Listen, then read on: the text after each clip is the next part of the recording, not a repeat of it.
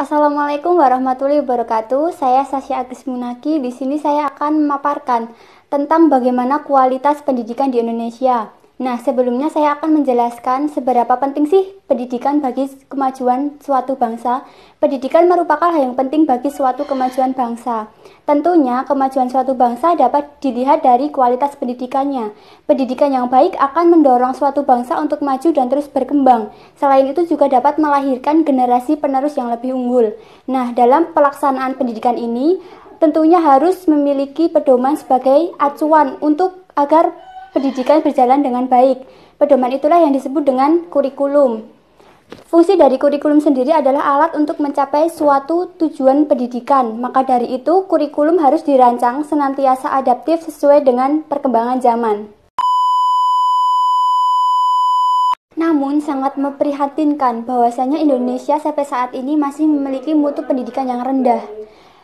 Program for International Student Assessment saat melakukan survei kemampuan pelajar pada tahun 2019 lalu di Paris mengemukakan bahwa Indonesia berada di peringkat 72 dari 77 negara, masih di bawah negara Malaysia dan juga Brunei Darussalam. Data ini menjadikan bahwa Indonesia berada di peringkat 6 terbawah.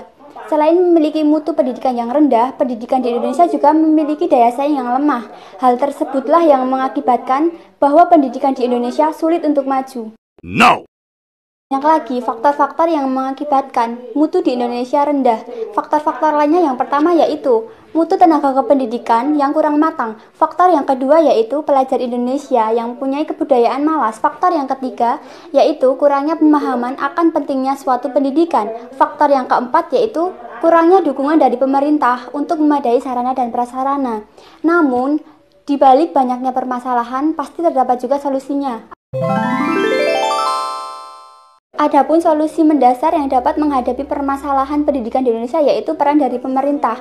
Pemerintah haruslah lebih memperhatikan pendidikan di Indonesia, terutama di daerah-daerah pelosok, agar pendidikan di Indonesia terlaksana secara merata.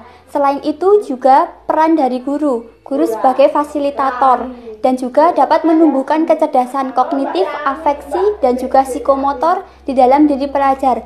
Nah, itulah tadi permasalahan-permasalahan pendidikan yang dihadapi oleh Indonesia. Namun, di balik banyaknya permasalahan pasti terdapat solusinya. Itu yang menjadi tugas kita untuk mencari solusinya. Sekian presentasi dari saya, kurang lebihnya mohon maaf. Wassalamualaikum warahmatullahi wabarakatuh.